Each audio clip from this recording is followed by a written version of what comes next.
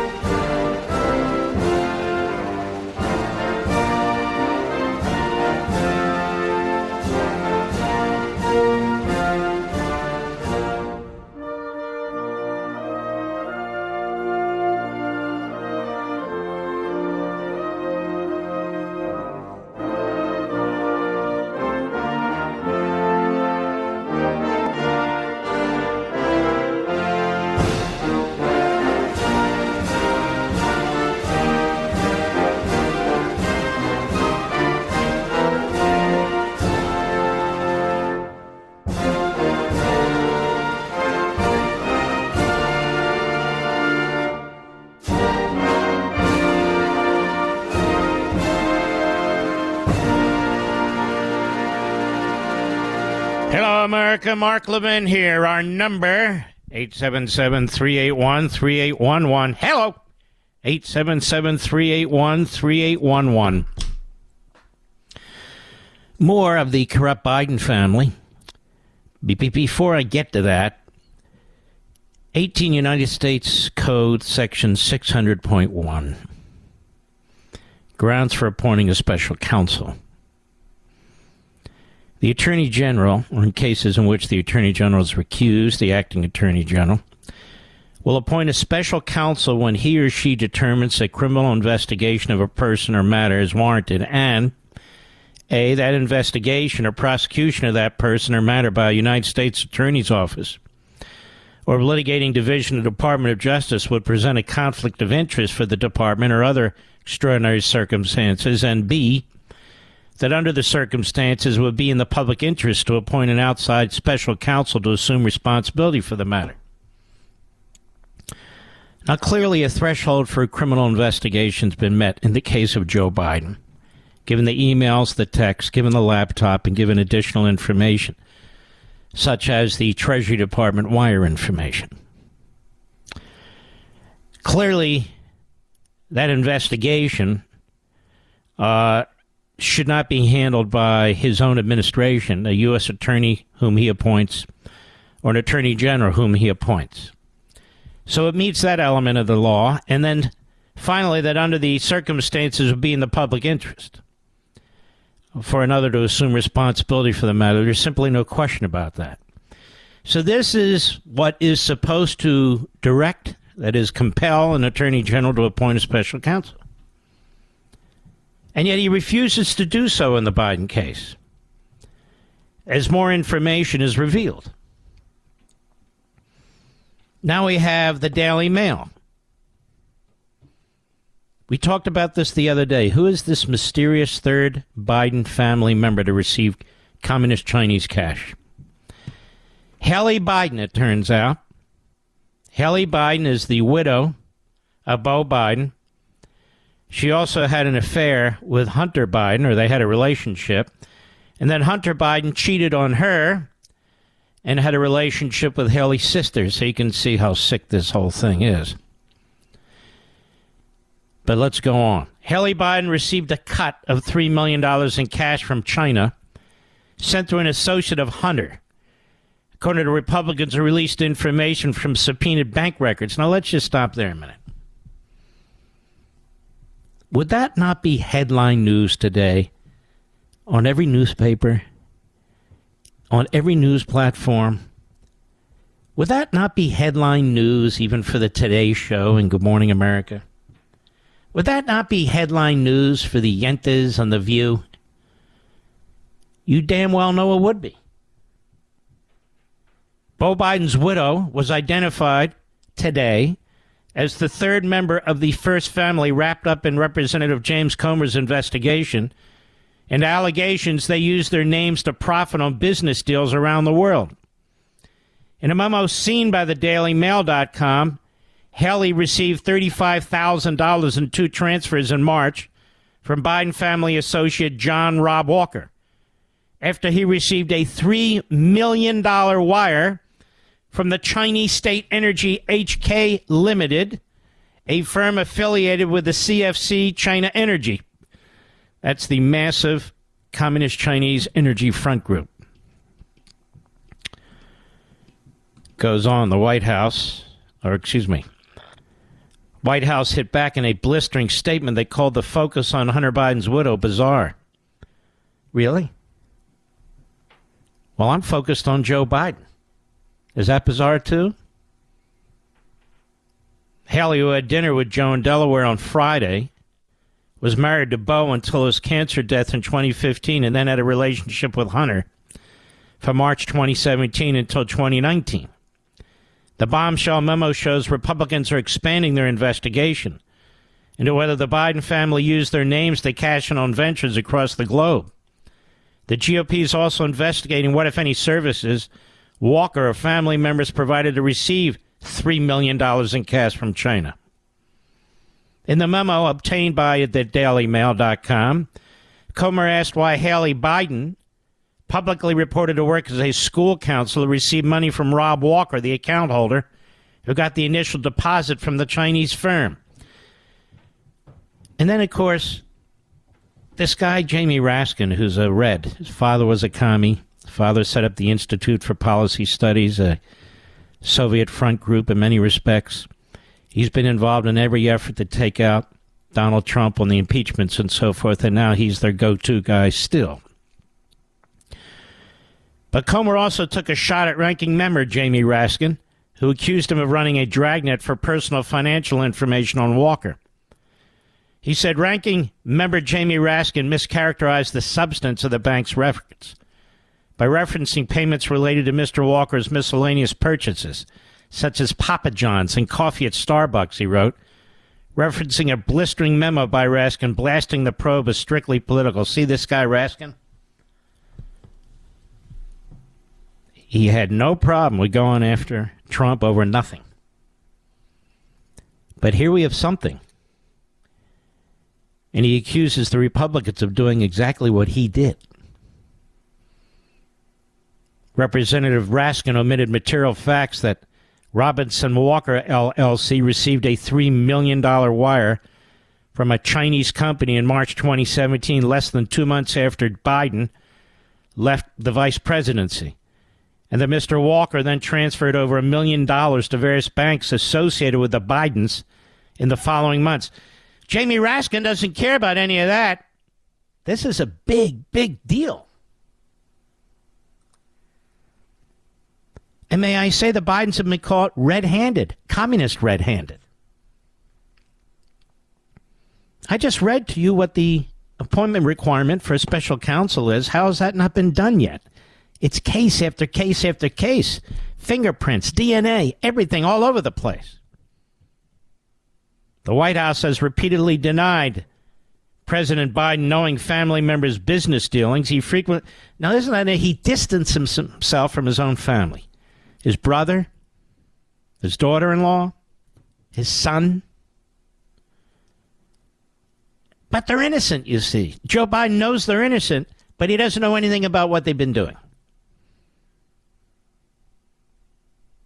He frequently continues, does Biden, to socialize with family members, traveling with Natalie Biden, Hallie and Beau's daughter, to the West Coast this week and dining at Hallie Biden's home in Delaware last week, according to a poll report filed by a reporter traveling with the president, but they don't discuss anything. No. White House spokesman Ian Sams accused Comer of cruelty, going after Biden's son and his late son's widow. Oh, I see. It's cruel, so don't do it. Don't look into it.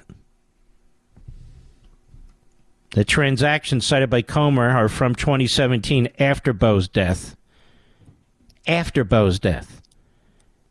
This poor Beau Biden has been used by his family and their lawyers to try and conceal all their filthy, lousy corruption. It's unbelievable. After Bo's death, when Hallie Biden and Hunter Biden were romantically involved, that's from 2017, what they're looking at in part. The memo also references Biden associate James Giller. After the Chinese company wired Robertson Walker the $3 million, the Biden family received approximately $1,065,692 over a 3-month period in different bank accounts. All right, let's stop there a second. What in the hell is the Biden family doing getting $3 million from a communist Chinese front group? Let's just stop. And then they get money at the Penn Biden Center in Washington, D.C. to pay him $900,000 a year for sitting on his ass and picking his nose. Now think about that. More Chinese money. What the hell's going on here? And over there at the Department of Injustice, they're all blind to it. They don't want to know. They don't want to hear. They don't want to see. It's unbelievable. And yet, wait till you hear what the rogue Jack the Ripper Smith is doing in a moment. Comer says he issued the subpoena on February 27. And he says it was in pursuit of legislative solutions, a statement that recalls the court fight over Democrat efforts to get Trump's tax returns. Well, they got them, and there was nothing. And so they're looking at these bank statements. They're looking at these wire transfers that you can imagine. The Democrats had no interest in looking at anything if it didn't have Trump related to it. So there's real fire here, not just smoke. There is real fire here. Where's Woodward? Where's Bernstein? Where's Haberman? Where is Jeremy and his Peters? Where are the New York Times and the Washington Post and NBC and MSNBC? Where's CNN and ABC and CBS? Where are all the intrepid investigative reporters that are overpaid, slovenly buffoons? Where are they?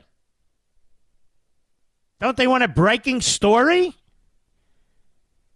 And where the hell is Christopher Wray and Meritless Garland? Aren't they interested in finding out what took place? Apparently not. Maybe we can get a local Republican DA to dig into this. A local Republican DA. Maybe we can get one of them to dig into this. A Republican Attorney General. Problem is they're not in Delaware or Washington, D.C. Nonetheless, maybe there's one out there. Because this is heavy-duty cover-up mode. Heavy-duty cover-up mode. I'll be right back. Mark Levin.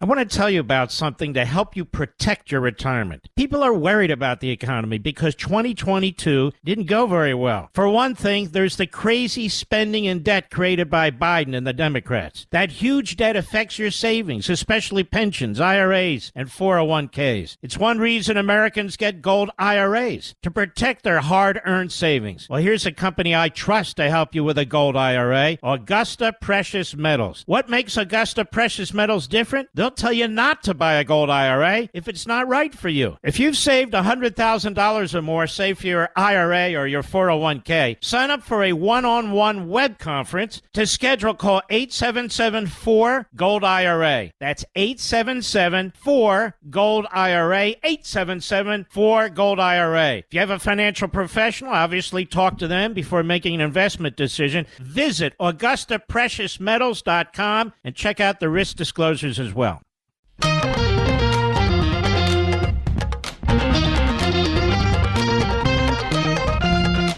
It's just amazing how dishonest the Democrat Party is. The whole damn institution. Whether it comes to their lies about entitlements, their lies about inflation, their lies about the border, their racism and racialism. It's just incredible. And how they circle the wagons for this mashed potato brain. I think the truth is that Joe Biden and his family are the dirtiest family to ever occupy the White House. I think it's worse than Harding and the people who surrounded President Grant. This is a scandal of massive proportions. That the man who occupies the Oval Office, by hook or by crook, has so many financial ties, as does his family, to the communist Chinese regime, and that the entire federal law enforcement infrastructure defends him or ignores him, while trying to take out the leading, so far, Republican for the nomination for president, a former president, who has literally 4 Democrat prosecutors, radicals all, from the Attorney General in New York, to the DA in Manhattan, to the DA in Atlanta, to the phony special prosecutor in Washington, D.C., under the tutelage of the Democrat Attorney General appointed by Biden. Looking over every stone, every staffer, every family member, every business deal, every tax filing, millions of pages of documents, and nothing on Joe Biden. There's an entire laptop in the possession of the FBI and the Department of Justice. They won't look. Tony Bobolinsky went and spoke to the FBI for 4 or 5 hours, laid out the case. They never called him back.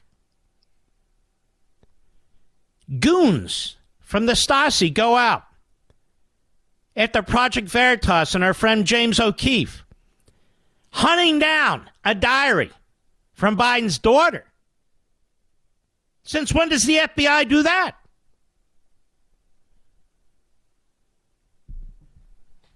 Just incredible. And of course, the disparate treatment when it comes to documents, classified information. They're not yanking in people all around Biden, from his Senate days to his vice presidential days to his presidential days, advisors, secretaries, janitors, anybody who heard or saw anything, to try and make some phony case. But they are with Trump. They are with Trump. It is incredible to me what this crooked family has gotten away with. And Joe Biden has been on the government dole for his entire life, except for 2 years, in which all of a sudden he earned $17 million, including money laundered through various institutions from the communist Chinese to him, money laundered through family members, money deposited in different banks, money spent on his home and so forth. No novel legal theory necessary here, ladies and gentlemen. Bought and paid for. I'll be right back. I want to tell you about something to help you protect your retirement. People are worried about the economy because 2022 didn't go very well. For one thing, there's the crazy spending and debt created by Biden and the Democrats. That huge debt affects your savings, especially pensions, IRAs, and 401ks. It's one reason Americans get gold IRAs, to protect their hard-earned savings. Well, here's a company I trust to help you with a gold IRA, Augusta Precious Metals. What makes Augusta Precious Metals different? They'll tell you not to buy a gold IRA if it's not right for you. If you've saved $100,000 or more, say for your IRA or your 401k, sign up for a one-on-one web conference. To schedule, call 877-4-GOLD-IRA. That's 877-4-GOLD-IRA, 877-4-GOLD-IRA. If you have a financial professional, obviously talk to them before making an investment decision. Visit AugustaPreciousMetals.com and check out the risk disclosures as well. Mark Levin, radio's hell-raising intellectual. Call now, 877-381-3811. All right. This Sunday on Life, Liberty, and Levin,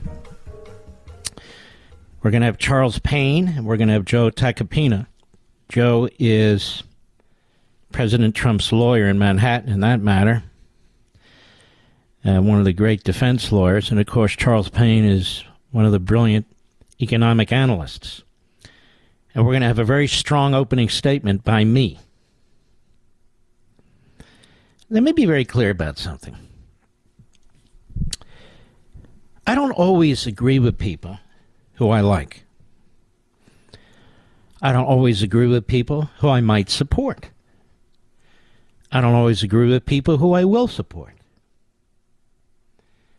It's nature of the beast.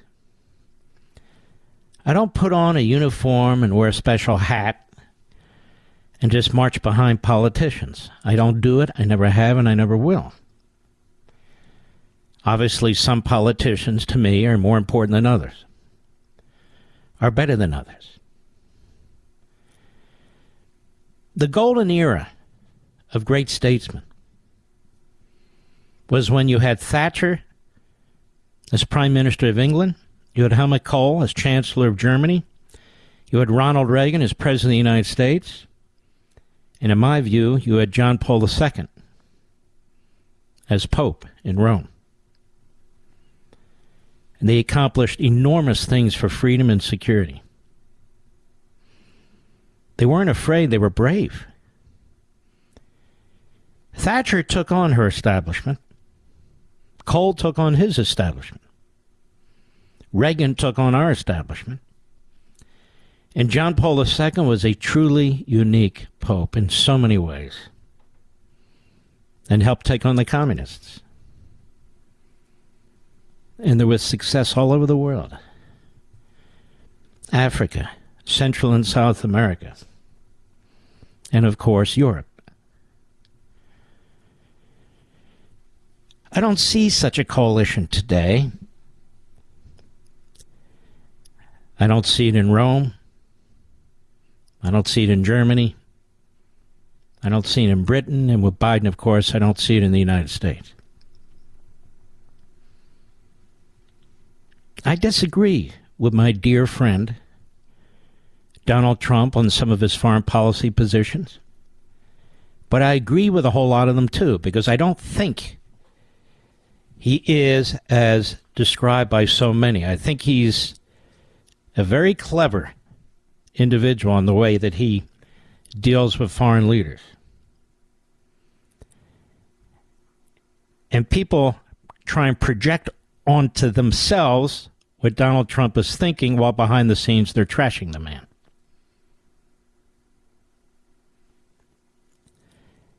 And I consider the governor of Florida a dear friend, a family friend. I do not agree with him on Ukraine. In fact, I was surprised by the statement. I've read it over and over and over again. People say, read it very carefully. I have now for the 20th time. But I still think he'd make a great president, as would Trump again. But it doesn't mean I have to agree with him all the time. And I think one of the things that bothered me about all these statements in response to Tucker Carlson was almost none of those who take the position of these so-called populists can even define what a populist is. And most of all, don't define their foreign policy. I'm an American firster. What makes them an American firster? Pacifism is not an American firster. The enemy is on the move. And yes, you can look at history and see situations. They're not perfectly parallel, but they're close enough. And history is taking down every one of their words and every one of their views. And people will look back on it and decide whether they were right or wrong, whether they were courageous or not, whether they were statesmen or not. And for some of these Republicans, I'll be damned if I can even understand what their foreign policy doctrine is. Because I don't get it. And neither do they.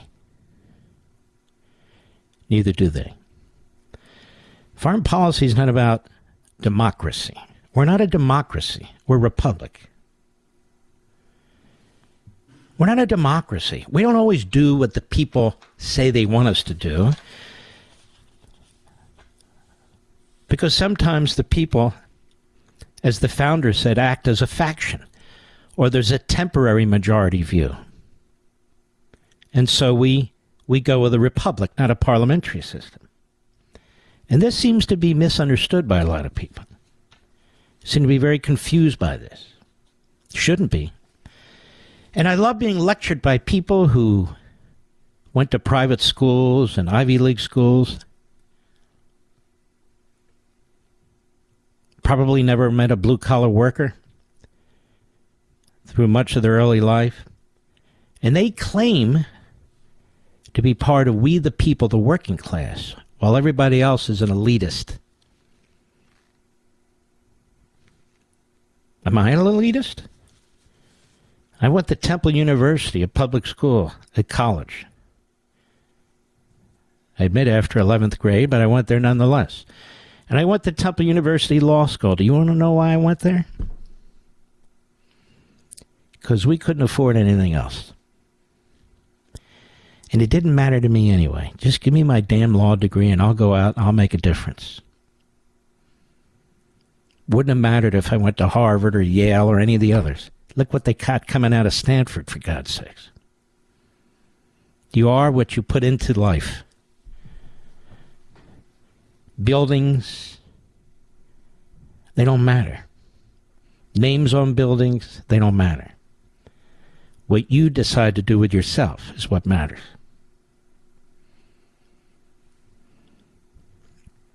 My family didn't have a ton of money. Some of these people who say they're of the people and attack elites, they have a lot of money. And they always had a lot of money. I don't begrudge it in the least, but don't be a hypocrite. But Mark, you haven't fought any wars. No, but many in the family have, and there are people who have fought in wars, like Tom Cotton, Mike Gallagher, Michael Waltz, Dan Crenshaw, who have fought, who agree with me. And there are other people who fought who don't agree with me. So why keep using that bromide? I don't remember Abraham Lincoln being some great combat veteran either. If not our greatest president, certainly one of them. So the Sunday show is going to be a big show. I hope you'll watch it. We've got tremendous guests. And as I tell you here, you folks in this audience, you're the smartest audience out there. Why? Because I don't do the talk show tap dance here. I just don't. Sometimes I say things that annoy you and frustrate you. Sometimes I say things where you get up and clap. It is what it is. But I remember what the great Rush Limbaugh said to me once. And he and I were best friends. And I would do anything for him and vice versa. And he, like Hannity, were my mentors in radio. F. Lee Levin, the director of his legal division, goes way back. Boy, time flies. And he said this, Mark, never underestimate the intelligence of your audience. Never, ever. Never underestimate the knowledge of your audience. Never, ever. There will be flashes in the pan as hosts. He's talking about TV and radio. There'll be hot commodities for 3, 5, 7 years. But he said, I've been in this business for decades. Not because I'm the most brilliant man on the face of the earth. Not because I'm the most entertaining man on the face of the earth. Not because I'm the most clever man on the face of the earth. But because I've never underestimated the intelligence of my audience. I never played them. Sometimes I upset them. Most of the time I didn't. But you have to be yourself. I've never forgotten that. And yet I see more and more people, not just in radio and TV or columnists, who don't get it. They don't respect you. They don't respect you. And they don't have the guts to stand up. And to say what they know is right.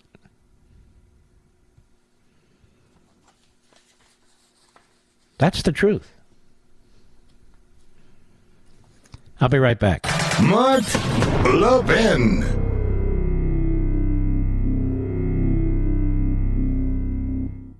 I want to tell you about something to help you protect your retirement. People are worried about the economy because 2022 didn't go very well. For one thing, there's the crazy spending and debt created by Biden and the Democrats. That huge debt affects your savings, especially pensions, IRAs, and 401ks. It's one reason Americans get gold IRAs, to protect their hard-earned savings. Well, here's a company I trust to help you with a gold IRA, Augusta Precious Metals. What makes Augusta Precious Metals different? They'll tell you not to buy a gold IRA if it's not right for you. If you've saved $100,000 or more, say for your IRA or your 401k, sign up for a one-on-one web conference. To schedule, call 877-4-GOLD-IRA. That's 877-4-GOLD-IRA, 877-4-GOLD-IRA. If you have a financial professional, obviously talk to them before making an investment decision. Visit AugustaPreciousMetals.com and check out the risk disclosures as well.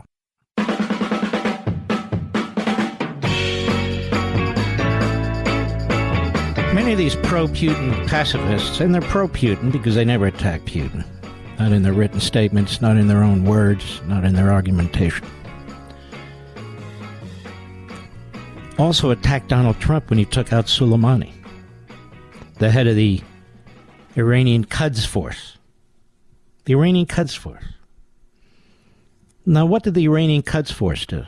You watch TV, you see Tunnel to Towers, you see all these other efforts to help people who've lost limbs, their eyesight, head injuries, and so forth. Well, many of those people that you see, not all, many, on the receiving end of Soleimani's terror against American forces. Trump had enough of it. He took him out with a drone attack. Trump was attacked by these same ideologues who want you to believe that they represent you. And then they try and create the battle between the D.C. rhinos. The New York Times tries to pull this. And so they're constantly quoting Lindsey Graham or Joe Scarborough, who's a moron.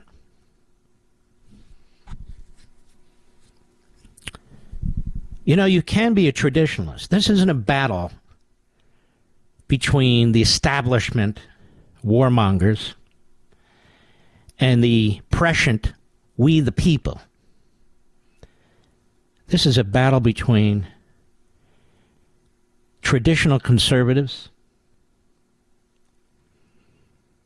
and phony populists that apparently don't even understand what populism means. Starting in the late 1800s, hijacked by the socialists, Woodrow Wilson and the rest. They claim to represent the people. How so? On what basis? Well, did you see the polls? The polls? We're a constitutional republic. The polls? Seriously? No, I didn't see the polls. But speaking of the polls, I want to tell you about a breaking story involving them. Because now we're supposed to hate the Poles, you see, because they're sending jets to Ukraine. They are aggressively trying to help Ukraine against the Russians. So now we're going to be against Poland, you see. That's how it works. Shouldn't have taken out Soleimani because it might provoke the Islamo-Nazi regime in Tehran. That's what they said. Go ahead and Google it. It's all there. How stupid, how wrong were they? And by the way, Iran didn't do a damn thing because they feared Trump. We're the warmongers. And by the way, our industries, the patriotic industries that provide the armaments for our men and women in uniform, we're supposed to hate them too because they're profiteers. No, they're trying to meet the orders that are given to them to protect our men and women in uniform and our country. You know, the same businesses that the communist Chinese, the Islamo-Nazi regime in Iran, and the Russians are stealing our technology from. Americans work at those companies. You know, my friends, what? Only other companies should make profits? Only solar energy companies should make profits? Well, how the hell are they supposed to exist? They even sound like Marxists. This is breaking news literally 6 minutes ago, give or take. No, an hour ago. Poland says it foiled a Russian spying ring seeking to sabotage arms shipments to Ukraine. Warsaw, Poland, on Thursday, New York Times said it had detained 9 foreigners accused of spying for Russia and preparing sabotage operations to disrupt the flow of Western arms in the neighboring Ukraine. The presence in Poland, a member of NATO, of a Russian spy ring intent on damaging Polish infrastructure used to transport weapons and ammunition to Ukraine would signal a risky escalation by Moscow, which has so far avoided striking at targets inside alliance territory. Now, if you're part of this phony America First crowd, which is an America Last crowd, they'll blame America for this. Not Putin. America. It's our fault. Now, you do not have to support Joe Biden. You do not have to support Joe Biden and then like Russia over Ukraine. That's not how this works. Joe Biden's an idiot. He's destroying America. He's destroying every country he touches. This has nothing to do with that. All right, I'm going to move on. I'll be right back.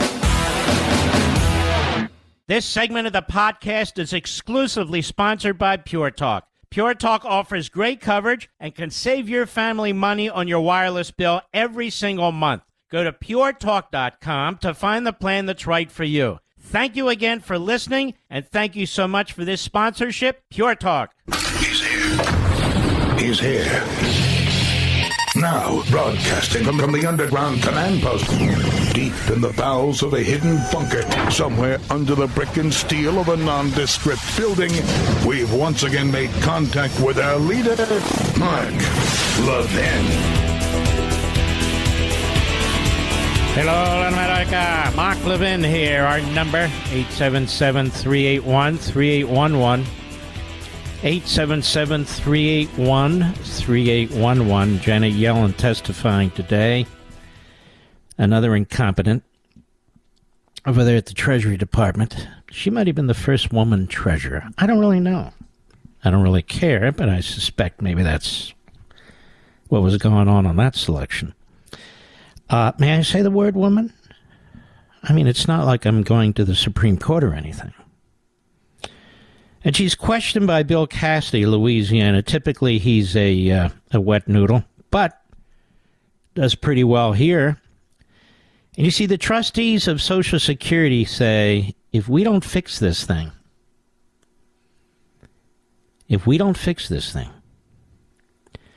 the beneficiaries of Social Security are going to see their checks cut by, on average, 24%. And the Social Security tax increased by at least 100%. And so Joe Biden has a plan, none. Nothing. Do Republicans have a plan? Actually, Republicans have had a plan for 20 years. And that plan is basically those people who are on Social Security are grandfathered in. People who are 55 to 65 are grandfathered in when they turn 65. But everybody else, unfortunately, they're going to have to see the age increase. That is, to 70. Used to be, they said 67, but now it has to be around 70. And that's how you fix it without screwing the people who've been paying into it and are about to get Social Security or who are on Social Security. So Cassidy is asking Yellen about this. Cut 3, go.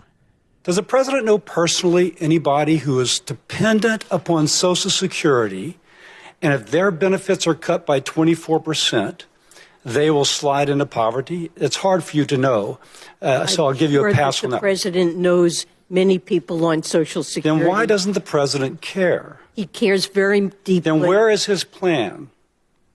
He stands ready to work with Congress. That's a lie, because when a bipartisan group of senators has repeatedly requested to meet with him about social, so that somebody who is a current beneficiary will not see her benefits cut by 24%, we have not heard anything on our request. And we've made multiple requests to meet with the president. He's very, very busy. Went to California. He's busy bailing out multimillionaire and billionaire Democrats from the Silicon Valley Bank. He doesn't have time for Palestine, Ohio, a real look at the border rather than a Potemkin village they walked him through. He just doesn't have time to meet with you guys. You don't understand, Cassidy. He's got a whole bunch of priorities. Now, Joe Biden is a vile, nasty, street politician. That's what he is. He's a liar through and through. You've heard it over and over again. People now laugh. You shouldn't laugh. Because he lies about policy. He lies about Social Security and Medicare. He lies about foreign policy. He lies about the Supreme Court. He lies about democracy is going to die if you don't vote for me and the Democrats.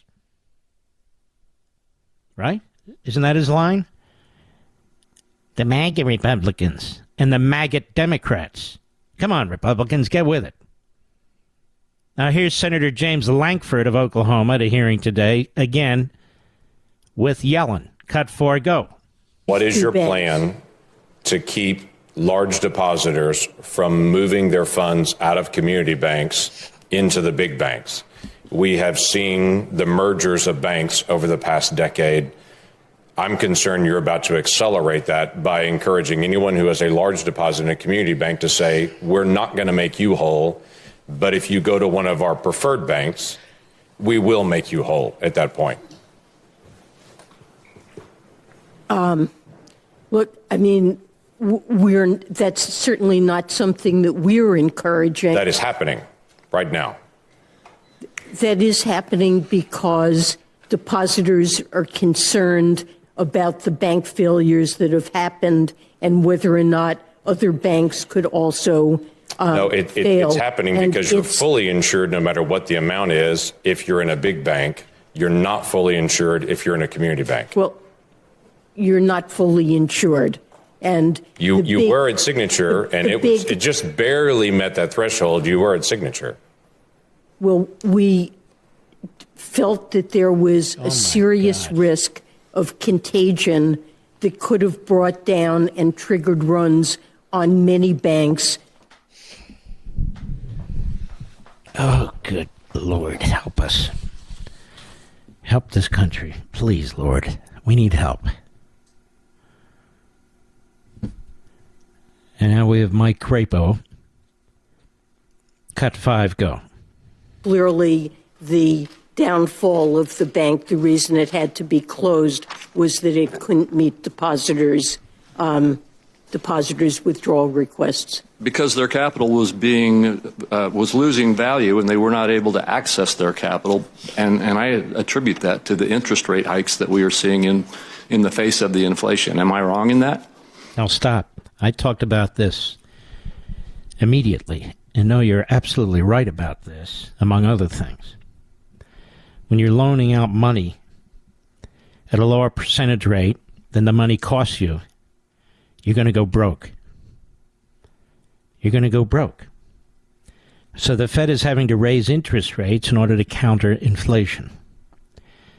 The Fed has been trying to push the country into a recession in order to slow the printing of money and the spending of money. That is, the high prices. Not that you're spending and spending, it's that the prices are going up. And that's why when Joe Biden proposes a $7 trillion budget and $5 trillion in tax increases, everything the Fed is doing is pointless. Because Joe Biden is pushing us as aggressively as he can toward a depression. That's what he's doing. And then what will they do? Well, look at the pandemic. That was a dry run on tyranny, on how that works. Or look at the Depression when FDR was president. Look at the things he did without constitutional authority that prolonged the Depression. It made it more difficult for men and women who actually work. Joe Biden thinks he's Franklin Roosevelt, but he's more Herbert Hoover. In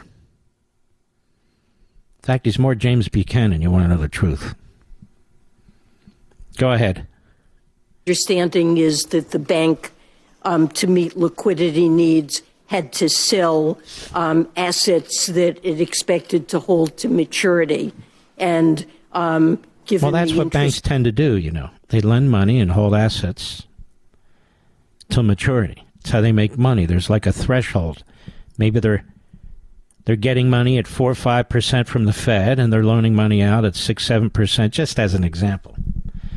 When the Fed is increasing interest rates, and they're loaning money at a higher rate than when they're getting money from the Fed at a higher rate than what they're loaning it out for, nobody can make money like that. Just remember what banks do. They handle money. That's all they do. And this particular bank was focused on all that woke crap that I talked to you about, ESG, DEI, solar, wind, batteries. It was a Democrat Party bank. That's what it was. The donors on the board, the agendas, and it went broke. And that's what's going to happen to the whole country if this keeps up. Now, here she is with Mike Crapo. Cut 5, go. Increases that have occurred since those assets, including treasuries and government-backed security, mortgage-backed securities, they had lost market value. All right, yeah, and we're on the same page on that then. That's it? All right, they're on the same page. I'll be right back. Mark Levin.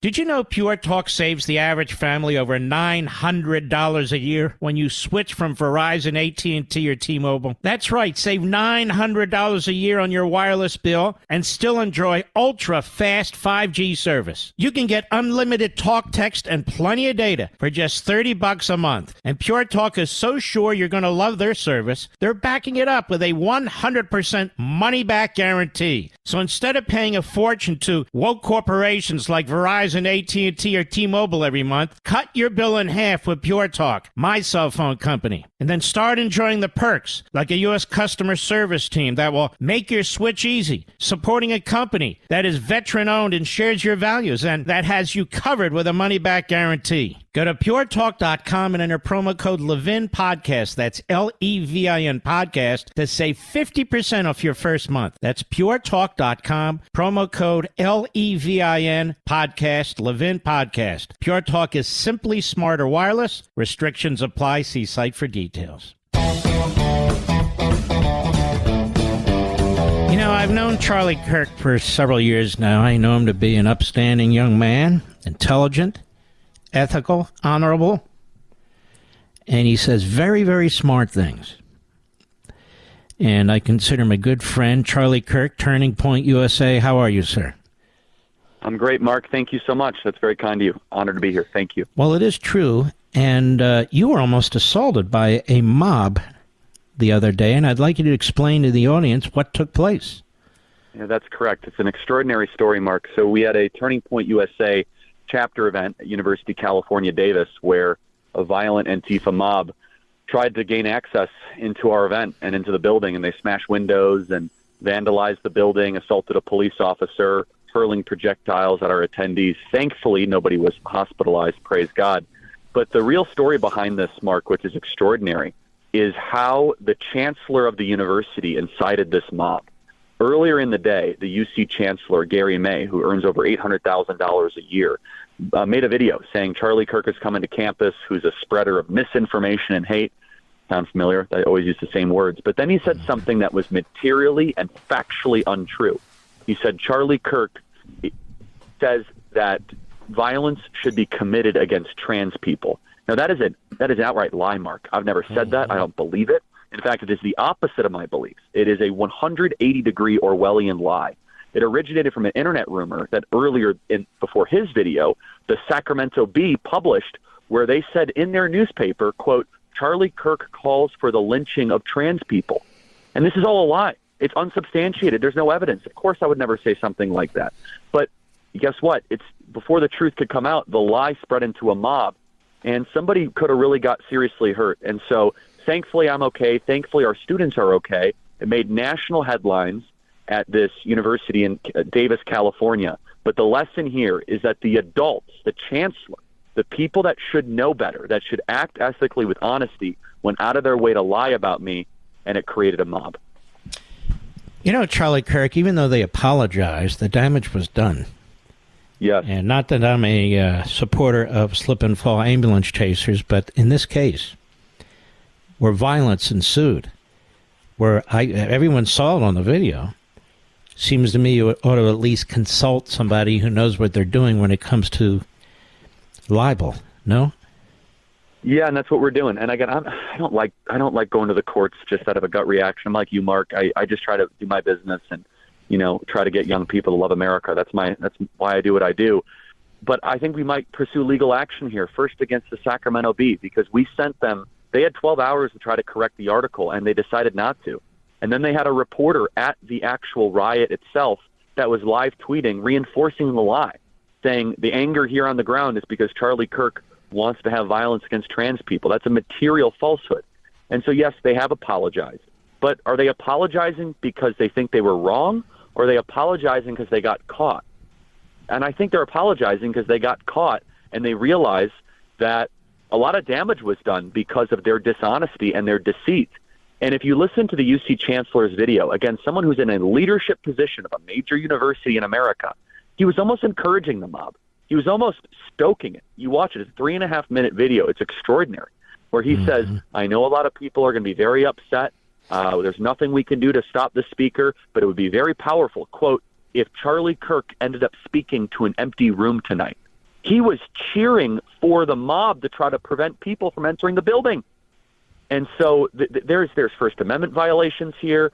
There's campus speech neutrality precedent that was probably violated here, because as university president, he's not allowed to pick sides of what speakers he likes and doesn't like. And then, of course, there's libel and defamation here. And has he circled back and said anything to you? He has been a silent coward, and I think that's a prerequisite to be in charge of a California university. Or most, for that matter. Not all, but most. Right. And isn't this a problem all around the country? That is, the fact is that if you're a conservative, you are not welcome on the vast majority of college campuses, and you take your safety and the safety of people who want to listen to you into your hands and their hands. That's exactly right, and it shouldn't have to be that way. Some people were kind of being a smart aleck, and they've asked me on social media or emailing me, Charlie, why do you go to these liberal places? Aren't you just, trying to stew them up? And I say, boy, what a silly question. You should be able to go to an American college campus, regardless of where it is, to be able to talk about liberty and freedom. Give me a break. I mean, we're now in a country where you're not allowed to go set foot on a college campus because you're a conservative. And look what happened at Stanford. I know you've been covering that, Mark. It's an extraordinary story. The federal judge that was heckled by not just the law students, but the dean of diversity, equity, inclusion, or whatever the title is there. And look, I wrote the book, The College Scam. You were super generous, Mark, in the promotion of that last summer. Thank you. And I hate to say that the argument we laid out in the book is exactly right, that these campuses have become islands of totalitarianism, that the greatest generation 70 or 80 years ago fought Marxism, fought these terrible ideas, now only see their grandkids go to the universities and embrace them and go into debt to try to believe them. Now, Charlie Kirk, what about a group like Media Matters that runs very provocative headlines that do not often comport with the substance of what somebody says? They take it out of context, they cherry pick. And when you read these headlines that are intended to get hits, and I guess to please their radical left donors, most of whom are very wealthy Democrats, that encourages, it seems to me, trouble too, no? Oh, without a doubt. And I mean, I deal with Media Matters almost every day, and you do too. And it is splicing and taking things out of context. I mean, look, I'm on radio. Mark, you're the great one. You've done it better than anybody else. But you know that when you get a little fired up, if you take an isolated 5-second segment, then you actually might be able to completely misrepresent the essence or the spirit of what you're trying to communicate. And they do this intentionally to try to create this almost cycle of outrage. And what we saw this week at Davis at this Turning Point USA event is that the casualty of that can actually be physical violence, is that when these lies are not innocent, they're not just annoying, they don't just slander you and people think negatively, people can actually get hurt in a very serious way. And look, our premise at Turning Point USA and why I do what I do is to try to go to the places where I'm not always welcome, where people do not always agree with me, as a reminder to the radical left that they don't run this country, and that I think we win when we go to the places where we are unpopular and not always in the majority opinion, and we show that we're not afraid of their mob violence. It seems to me, Charlie Kirk, we have more options in Republican states than Democrat states. So Republican legislatures pour an awful lot of tax dollars into these public universities and colleges, even some of them that claim to be private. Seems to me if they're not going to allow everybody to speak on campus in a safe environment, then their budgets ought to be slashed, don't you think? I completely agree. There is a place for robust higher learning. Look what Hillsdale has done. Every red state should learn from Hillsdale. They should send their university chancellors there and say, you either do the Hillsdale model where you pursue big ideas or your entire universities are going to be defunded. No more feminist studies, no more North African lesbian poetry, none of that stuff. Taxpayers are going to fund the pursuit of truth, virtue, and goodness, pro-American, pro-liberty, pro-constitution, and if not, you should not get a red cent. 10 seconds. If people want to learn more, where do they go? tpusa.com. Support Turning Point USA. We're on the front line, fight for liberty on campuses every day. All right, folks. Did you know Pure Talk saves the average family over $900 a year when you switch from Verizon, AT&T, or T-Mobile? That's right, save $900 a year on your wireless bill and still enjoy ultra-fast 5G service. You can get unlimited talk, text, and plenty of data for just $30 a month. And Pure Talk is so sure you're going to love their service, they're backing it up with a 100% money-back guarantee. So instead of paying a fortune to woke corporations like Verizon, AT&T, or T-Mobile every month, cut your bill in half with Pure Talk, my cell phone company, and then start enjoying the perks like a U.S. customer service team that will make your switch easy, supporting a company that is veteran-owned and shares your values and that has you covered with a money-back guarantee. Go to puretalk.com and enter promo code Levin Podcast. That's Levin Podcast to save 50% off your first month. That's puretalk.com, promo code Levin Podcast, Levin Podcast. Pure Talk is simply smarter wireless. Restrictions apply. See site for details. The Mark Levin Show, the pool feed for the conservative media. Dive in now. 877-381-3811. That's correct. That's a correctamente. Charlie Kirk. Charlie's not alone, but that was a violent assault. And you have the chancellor of a university. And then at Stanford Law School, you have the director of diversity, equity, and inclusivity, who didn't want any diversity, equity, or inclusivity when a federal judge from the Fifth Circuit was invited to speak. Now, it seems to me what you see on college campuses is what you see in the general population shortly thereafter. The American Marxist movement was born on the college campus, just like the New Left movement. We talked the other day about Leninism versus Marxism. Leninism is a form of Marxism, but Leninism is a top-down Marxism. That is, Lenin didn't believe revolutions would come naturally. He believed they had to be caused. And, of course, the Russian Revolution was not a majoritarian revolution. Most of them aren't.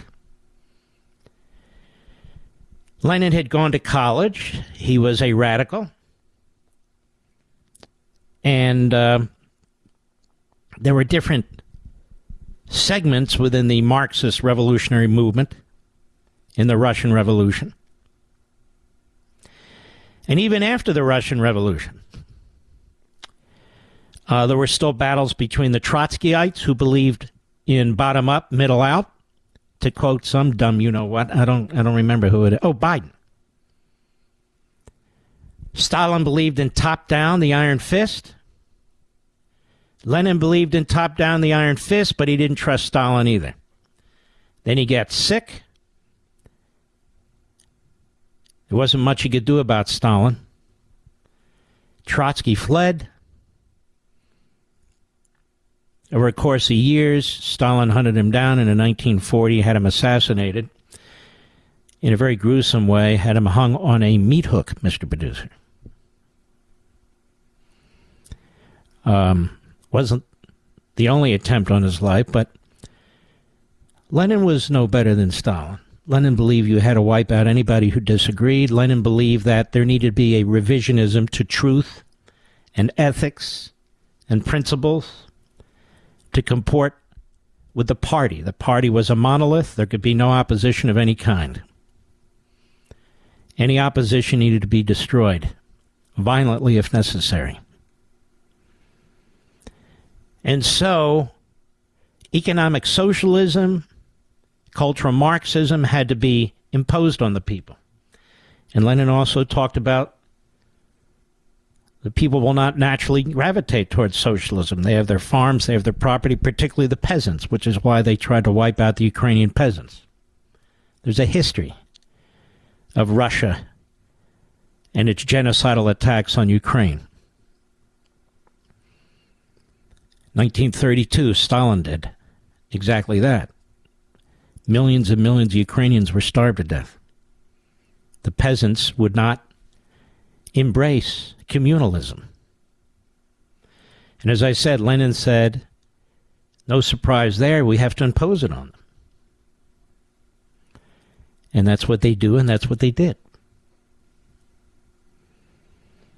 So this is very important to understand when you think about what goes on in this country. I'm not saying everybody's a Leninist or even understand what Leninism means. But in their own bizarre way, they're collaborators. They don't have to understand what it means in order to promote it. They don't have to understand what it means in order to promote it. And so when you see these law school students at Stanford or Antifa, at another university in California, a mob who want to harm people who have a different point of view, this is what Marxism, Leninism, Trotskyism, Maoism, this is what they all teach. Violence is perfectly acceptable. And that's why they're always violent. They can talk about January 6th all they want. I can talk about 100 instances of the left being radical, violent, because that's what they believe in. And you saw it all throughout the summer of 2020. And you saw it at Stanford. And you saw it at the University of California with Charlie. You know, it's interesting. When you write a book, you're asked to do book signings. I like to do book signings at 4 or 5 places, no more. It's become dangerous. I don't even know if I can do them again. If I do them, they're going to be few, and they're going to be at very specific locations that can be secured in the United States of America. Patriots are not welcome on the college and university campuses, yet we subsidize the loans, we subsidize the tenured professors, we subsidize the building of the facilities, we subsidize everything with our taxes, state taxes, federal taxes, but especially state taxes. And it's about damn time, at least with Republican legislatures and Republican governors, they do something about this. And now we're losing these government schools, the public schools, to the same elements. The same elements. These teachers are all tenured. They're tenured after a couple of years. So they can push the radicalism with very little consequence. Or no consequence. So it's moved from the colleges and universities to the lower grades, where now our children are being indoctrinated in these various aspects of American Marxism. And of course, the media, the corrupt media, most of these phony journalists and hosts, they come out of these institutions. Just like most of the teachers come out of the education departments of these colleges and universities, and they're among the most radical and Marxist of all. And if the journalists don't come out of journalism school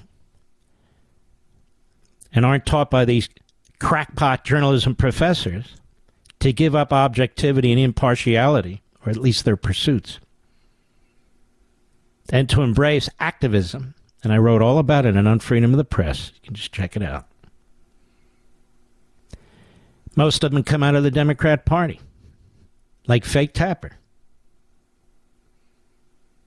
like George Stephanopoulos, like Chuck Todd, like scores of others of them. The Democrat Party. And the Democrat Party is the vessel through which all these movements funnel and operate. You don't ever hear a Democrat speaking out against critical race theory. Name one. You don't ever hear a Democrat speaking out against ESG or DEI. Name one. Name one. You don't ever hear a Democrat speaking out against economic socialism and climate change as degrowth movements aimed at destroying capitalism. Name one. There are none. Because they embrace it. And Joe Biden is the most radical president, not since FDR, including FDR. And he runs around pretending he's Lunch Bucket Joe. He's Head Case Joe. Mr. Moderate. Mr. Centrist. That's not true. He's never been moderate or centrist. He's either been a racist, anti-black racist, or an anti-white racist. And both of those have served his electoral purposes and his personal purposes, and put him in a position to receive enormous sums of money from the communist Chinese. I'll be right back. Mark Levin.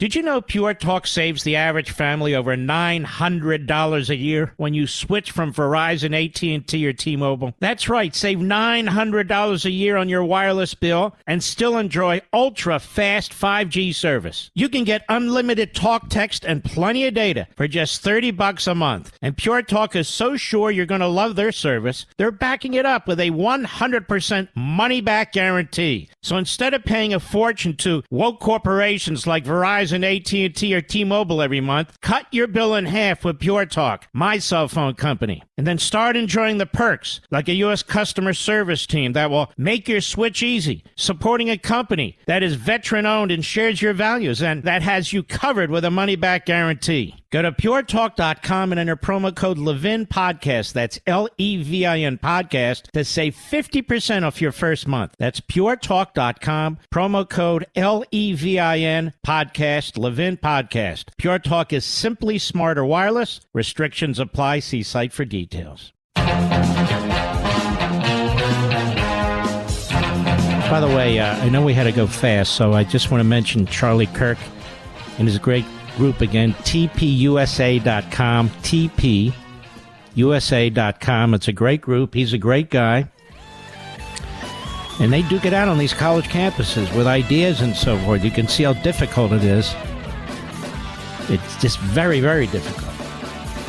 We'll be right back.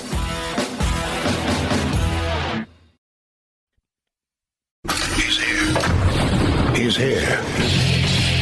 Now, broadcasting from the underground command post, deep in the bowels of a hidden bunker, somewhere under the brick and steel of a nondescript building, we've once again made contact with our leader, Mark Levin.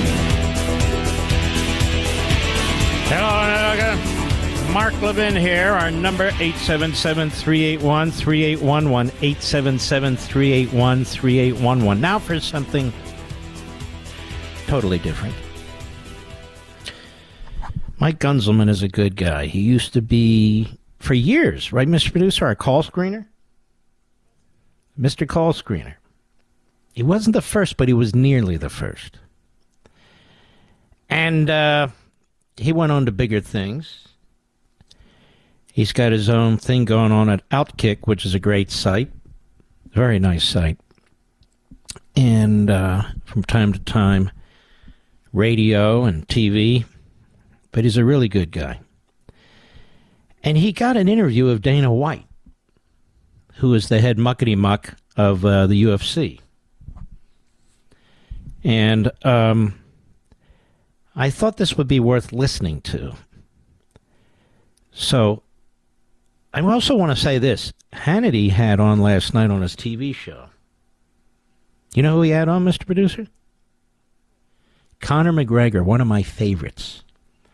Here's the funny thing. I've been watching MMA for years and years and years. I used to watch it when they used to have these cage fights, as they called them, outside. In these, they almost look like Little League fields. But they had the stands and so forth, and a big, heavy, fat guy would fight a skinny guy. It was kind of unregulated. And then it became more regulated. I still used to watch them. And then it became professional. And that's thanks in large part to Dana White. And I obsessed with this. I can't watch the girls fight. I have to turn my head away for that, Mr. Producer. I don't get any interest out of that. It's not a sexist thing. I just don't like it. But when the guys fight, I like. And I attribute this to... I've always liked to watch people do things that I can't do. Like when they were building our house in Virginia, I would come by every 2 or 3 days to watch. Guys climbing on these poles, and I'm going, holy, how do these guys do this? Or the brickwork and all the rest, and the electricians. I mean, how do they keep track of this stuff? Plumbers, everybody. Just fantastic. Anyway, so I'm hooked on this, and I kind of turned Hannity onto it many, many years ago as well. And I didn't know that Conor McGregor watches some of the shows on Fox, including my Sunday show, Mr. Producer. So that was very cool. And he's a huge supporter of Tunnel to Towers. And he gave $1 million check last night. He's given a total now of $5 million. I mean, these guys make a lot of money, but they tend to lose a lot of money very fast. He's managed to really capitalize on his profession. He's a fantastic fighter. People say, I really don't like the way he acts and so forth. Did you like the way Muhammad Ali acted as a boxer? Really, exceptional people in their fields. Sometimes they're a bit eccentric. Doesn't bother me in the least. Anyway, here's Dana White on Outkick with our man Mike Gunzelman Tuesday. Cut 12, go. So I'm doing a much bigger documentary about the media that I'm putting together that I can't wait to put out, where I'm calling people out by name, by, the publication that they work for, the whole deal. Bring in the receipts, baby. Oh, I can't wait. Trust me, this is a passion project for me. But one of the things, I'll give you an example. My home newspaper, my local paper, the Las Vegas Review-Journal, one of the biggest piece of newspapers in the country. Think about this. We make it through COVID. We do everything. Nobody gets hurt. Yada, yada, yada. I said I wouldn't do an event in any of the venues unless I could do a full event. So I was putting on the first event that was going to have a sold-out packed stadium. My local newspaper writes a story. The headline is, 12,000 people are willing to die to watch a UFC event live. What it tells you is weak, whiny, terrified, uneducated. I could just go on for days about what that means. And that's the thing with most of these media guys. You have the weakest, wimpiest people on earth trying to talk about some of the toughest, baddest sports on earth or whatever it might be. I could have listened to that a lot longer. I want to thank Guns for making that available to us. I was to play that. So you had Dana White on with Guns, and you had McGregor on with Hannity. Who the hell am I going to get, Mr. Producer? Whatever happened to Dan the Man? Remember him? Whatever happened to him? Did we ever find a number for him? I don't even know. I don't think we could. I'd love to have him on. Daniel Cormier. Or John Jones. He would be cool. I don't know. I'm just throwing that out for you, Mr. Producer. I don't know if you're able to actually do these things. It's a challenge, I think you could do it. It's not like they're left-wing kooks. And by the way, I think John Jones, we have to admit, is the greatest fighter ever. He knocked some guy out or took him out before the first round was finished. I think it was 2-3 weeks ago. I paid my $79.95. Damn thing was over in less than 5 minutes. But I watch all the preliminaries, too. I really do get a kick out of it. I don't know how these people do it. They train and train and train, and they get hurt. I don't care how good they are. Break an ankle, hurt a knee, break a nose. Their ears, they come out of there looking like Dumbo. It's unbelievable, these guys. The girls, I don't understand at all. I don't understand it at all. But the guy, it's unbelievable. And so this guy John Jones was fighting was big. He hadn't lost a fight. I mean, he looked like he could. But there's something about him. But I'm also a Cormier fan. I think he's terrific. I very much enjoy listening to his commentating. And I think he's a patriot, too. Oh, by the way, most of these guys in MMA are conservative patriots. The vast majority are. Doesn't matter their race, doesn't matter where they're from. They just are. And that's kind of cool, too, to be honest with you. I'm sure one of these states, one of these days, will destroy it. They fought like hell because they couldn't get fights in the Madison Square Garden because of that crook speaker. What was his name? Sheldon something or other? Silver? Then he went to jail for something or other. And I don't know if he's still around. He may have been riffed by the big guy upstairs. I don't know. But I certainly do enjoy it. I'll be right back. Mark Levin.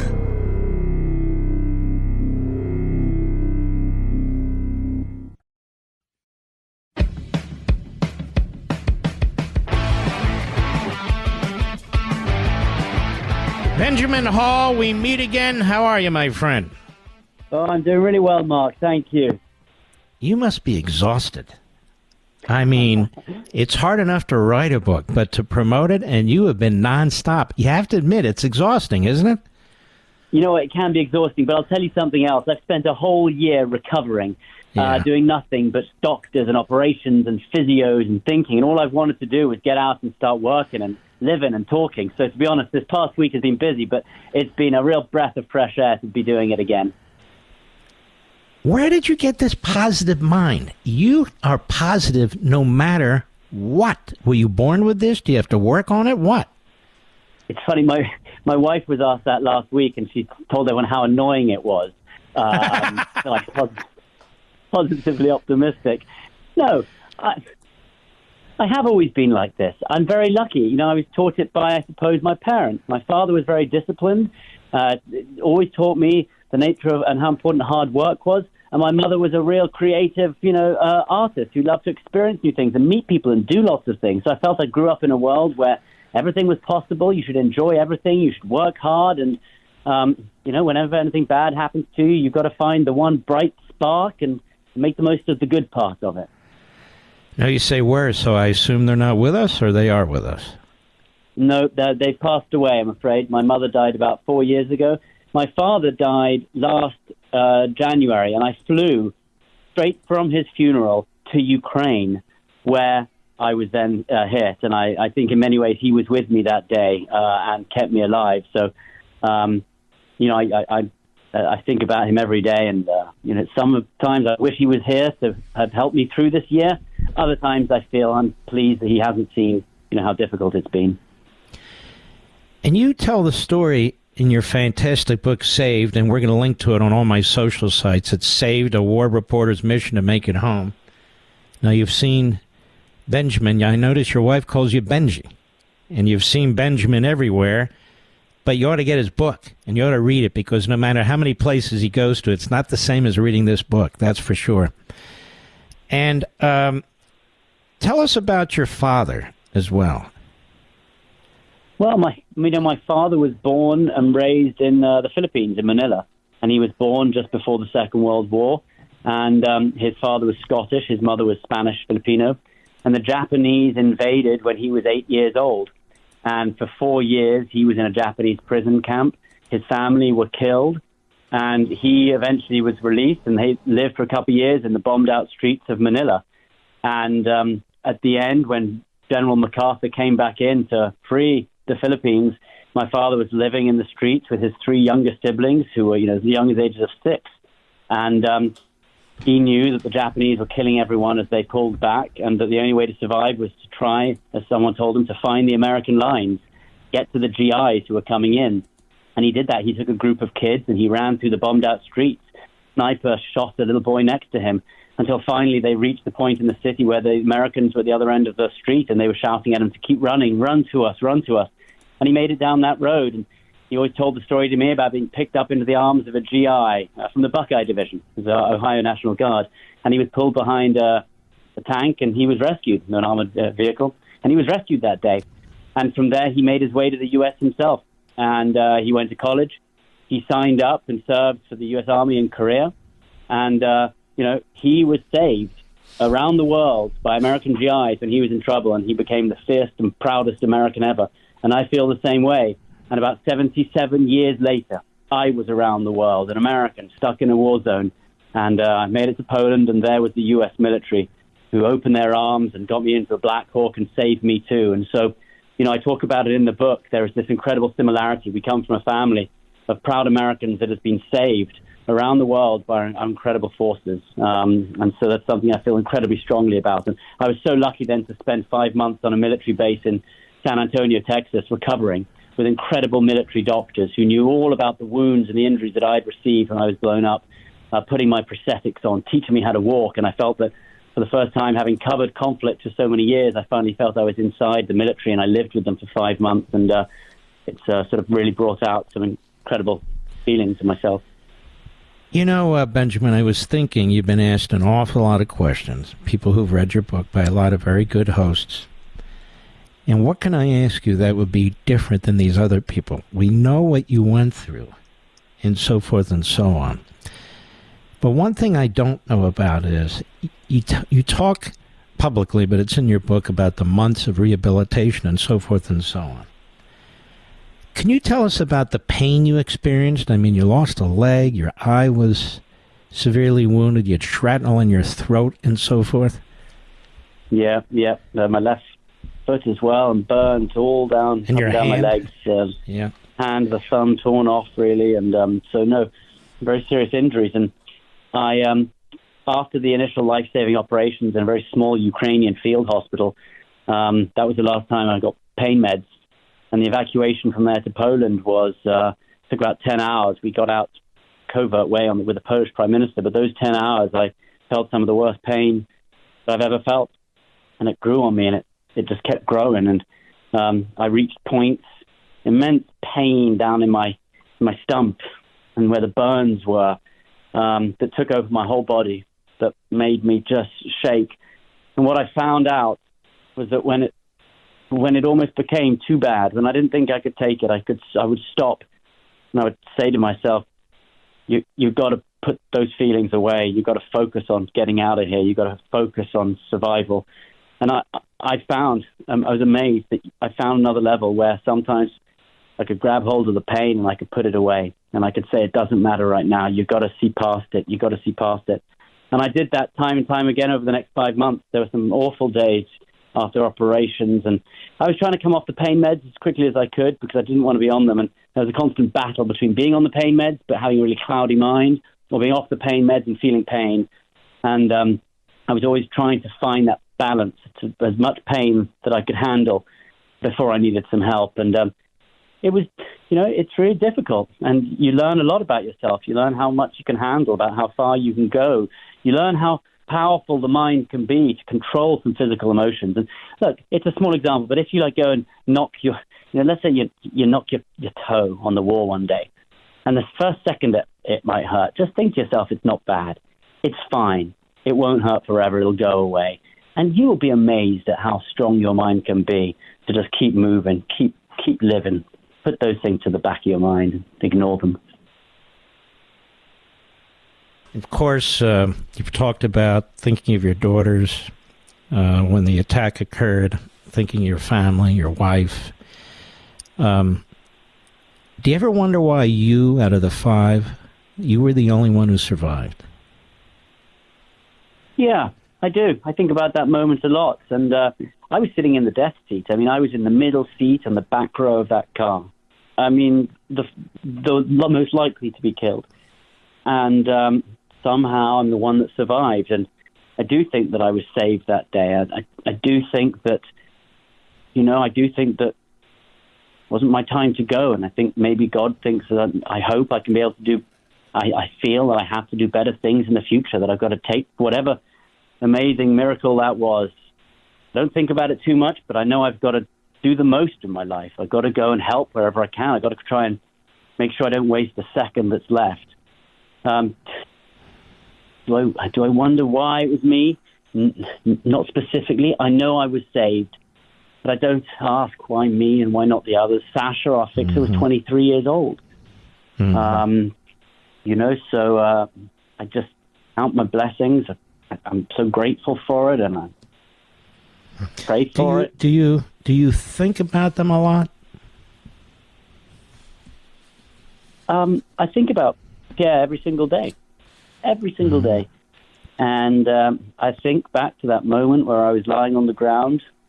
We'd been hit. The 3 were gone, and Pierre was still alive at first. Can you stick with me for one more segment? Yes, of course. All right, we're going to go through a break here. The book is Saved, A War Reporter's Mission to Make It Home. I strongly encourage you to get on Amazon right now. We're going to post it on all my social sites. In fact, it's already there. You can get it at any major bookstore.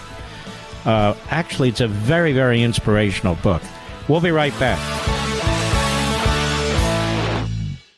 Mark the 10. The Thunder on the right. Call in now. 877-381-3811. The book is Saved, A War Reporter's Mission to Make It Home.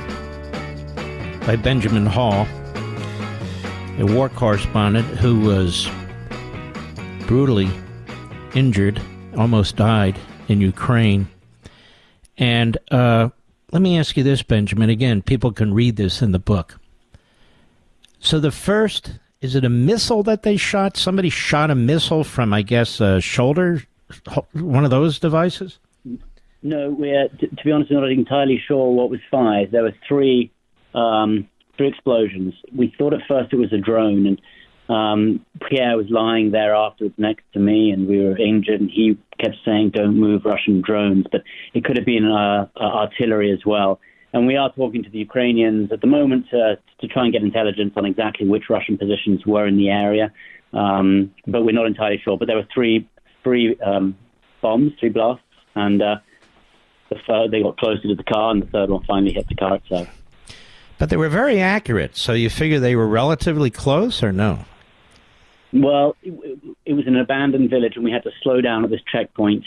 No one there, but we think that maybe there was either artillery looking from miles away. They were waiting for the car to pass this one spot because they knew the car would slow down to a stop to get around this checkpoint. So it was a much easier target. So we think they may have just been watching, waiting. And we were in a small civilian car. There was certainly no sign of any military press. Well, the more I read, and you must have seen this, and Trey Yingst writes about this, the horrors, the decapitated bodies, the burned bodies, the crushed faces, the gang-raped women. Did you see these things too?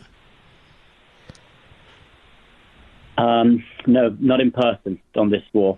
I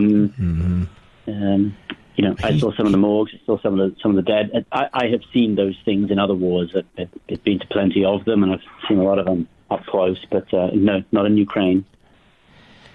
And apparently the kind of genocidal activity taking place against the Ukrainian people is apparently pretty bad. There's video of this. Go ahead. Yeah, no, I've spoken to many people, people from the East who are fleeing. I spoke to thousands of them, well, hundreds of them who came west, and we heard those stories as well. Certainly you see the mass graves, which we've seen, and you hear these stories and you do see the images, and it is indiscriminate. There's no doubt about that. There's certainly no care for aiming for military targets, and if it was their way, and we've seen Putin do it before in Grozny, we've seen him do it, in Donbass, in Georgia, so we do know that that's often how they attack. One of the things is it's very difficult to show that kind of video, on commercial television, whether it's a network or cable or that sort of thing. And I think in some ways, in that respect, the public is not getting a sense for how brutal this is. They can look at buildings and so forth, and God knows a man like you puts his life on the line to tell the public what's going on. But sometimes, it's like after the Holocaust, when you look at the bodies and the graves and how people were brutalized and tortured and so forth, people say, oh, I didn't know that was happening. But it is happening. And how can that get conveyed? Well, I know it's interesting. We've seen all the videos. So the descriptions you were saying, I've seen those on video. I see a lot of those coming out. I think you've got to be, and you've got to have a lot of faith in the journalists and know who you trust and who has done the best work. And I think that's for us to go and see some of that horror and see the videos of that horror in this case. And I think there's a fair amount of profiling that can happen online. So you can GPS exactly with landscape and buildings and street signs. And you can go in, there are companies that go in now and can pinpoint exactly where a video is filmed. So you may not have to see that video, but there are teams making sure that that is a precise corner of a village, in the east. So it's not just a random sense of here's a horrible video. People take a lot of time and effort to pinpoint exactly where that was, find recent pictures, so when it happened. But yeah, I mean, Let me you're ask right. you You this. can't put These casualties or these injuries that you had, missing leg, part of your leg, then a missing foot, your hand is semi-functional or not at all, your eye. You have to struggle with this every day now, don't you? I mean, to have a full life with your family, and your family has to cope with it too. Yep, and our routine has changed as a result. And at the moment, I know how much I can do. I can walk for 20 minutes on a good day, and then I have to take my legs off. I've got bone growths in what's left of my left foot that are incredibly painful, so I can walk so far, and then I have to take that off for a little bit. But that's about scheduling. That's about knowing what I can do, how much I can do it. It's about planning days in advance. If I have something big lined up, I won't do as much the day before. And I expect to be able to do everything I used to be able to do. So that's why it doesn't worry me. I know it's a transition we're going through, and it may take a couple of years to get to that spot. But I can move around. I can see through my one eye. I can think and I can hear out of one ear because the other one's gone. But, I'm here, and I feel greatly optimistic by that. And what is it that you want to return to do? Well, one thing I've been thinking about recently is that I've spent 15 years covering wars.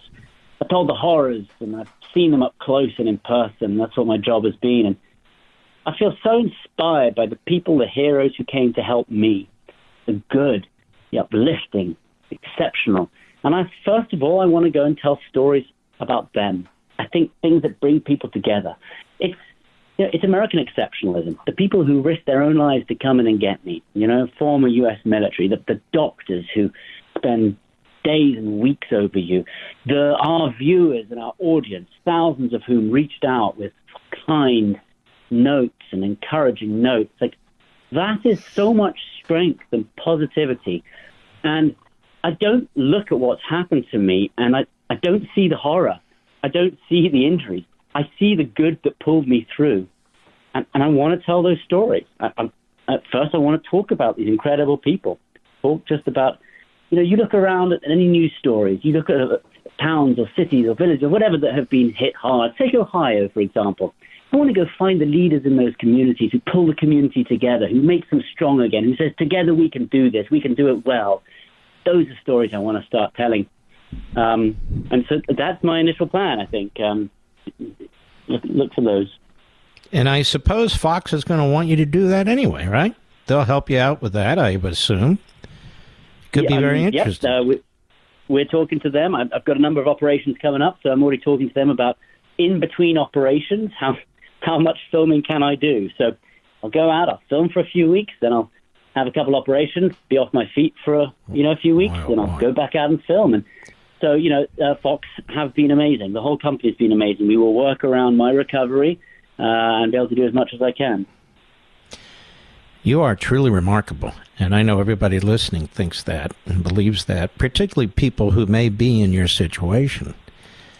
People who have had horrific accidents or been to war, or people who were born a certain way and they have to struggle. Yeah. This book in many ways is for them, isn't it?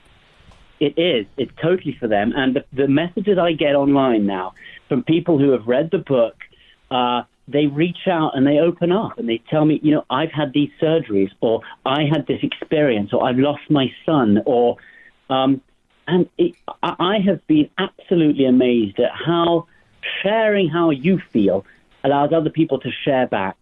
And if I have found that sharing how I feel to be really helpful, really useful to me. And what I found is that it's encouraging others around me to reach out and tell me a little bit about them as well. And so if that is positive, if that helps other people, then hopefully then that is what I would like to be doing in the future, is helping others, and they can help me as well. We work together.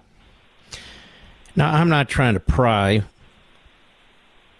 but did you pray to God? Did you say, God, please get me through this, that sort of thing? I prayed when I was on the floor, when I was injured. For 40 minutes, no one knew we were hit. I had no cell reception. I couldn't, I didn't know what to do. And when you take everything away and you're lying there and I had nothing at all, that's where you go. And one thing, I said, Lord, please take me home. Please Get me home to my family, please. Mm-hmm. That's where I went, and that's just where it comes out when everything else is gone. That's that comfort. Well, I gotta imagine you're exhausted, going through the hoops of interviews and so forth. But it's made a difference. People are hearing what you have to say, and you have very important things to say. You've been through hell, and you've come through it, and that is people want to see people who get through hell and so forth, because they look at their own lives, and what you're saying is, for most of us, I think, you haven't been through this. And if I can get through this, you can get through anything. Right? No, I know, but, I always wondered, and I covered wars, and I saw people, going through horrific things, and I always wondered, how would I go through it? What would I be like? And I honestly think that when you have to, and there's no other option but to do it, we can do it. All of us can do it. You've all got that strength. Everyone's got that strength inside them. You find there's no choice. It's that or it's the bad way. And I know inside all of us, if you look for it and you find something hard to work for and a reason to work for, and you look for something positive and glorious around you and focus on that and enjoy that, we've all got it. We can all do it. Remarkable. I hope to meet you one day. I feel like I know you, believe it or not. This is a fantastic gentleman, Benjamin Hall. The book is Saved, A War Reporter's Mission to Make It Home. He takes you through it step by step, the hell and all the rest, but he also takes you through in family, recovery, how inspiring this book is and he is, and I want to strongly encourage you. Grab your copy of Saved. You can get it on Amazon.com right now or any major bookstore, and I want to thank you so much for your reporting and for this book, and I wish you all the best and your family too. Thank you, Mark. I look forward to meeting in person as well. God bless you, my friend. What a remarkable young man. He's got 3 girls. Don't you think, Rich? Unbelievable. He's phenomenal. Really phenomenal. I'll be right back. Mark Levin.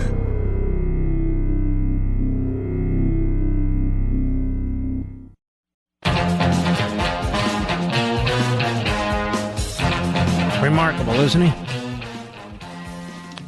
Remarkable. The book is Saved. I want to encourage you to get it. He's a remarkable young man. This discussion and my discussion with him on my Sunday show really doesn't provide the extent of information about what took place, and his inspiration. His message is inspirational. I mean, this happened to him a little over a year ago. And there he is. Unbelievable. Well, Mr. Producer, do we have any regular or irregular Americans online, please? Duluth, Minnesota, as opposed to Duluth, Georgia. Paul, how are you in Minnesota? Good evening, Mr. Levin. Thank you. You can call me Mark. I called the way in the other night on the train stuff. Yeah. I've been on the railroad for 30 years. Really? But my friends at work said that, hey, this other story, I have a button that a friend gave me, and it's, it starts with F and ends with B, whatnot. Oh, yes. Oh, yes. My wife says that doesn't make a difference, and I says I beg to differ. We were coming back from a snowstorm, and we stopped at this restaurant, and this young man came up to me as I'm gathering my condiments, and he said, "Hey, mister, nice pin." And I says, "Well, thank you, young man." He says, "Well, we're being taught that we cannot even say that at school anymore," and it just broke my heart. And this young man was in junior high, obviously with a work permit, and he's being taught that up here, and it's just insane. Minnesota's a tough state. It's a tough state politically, and it's cold as can be.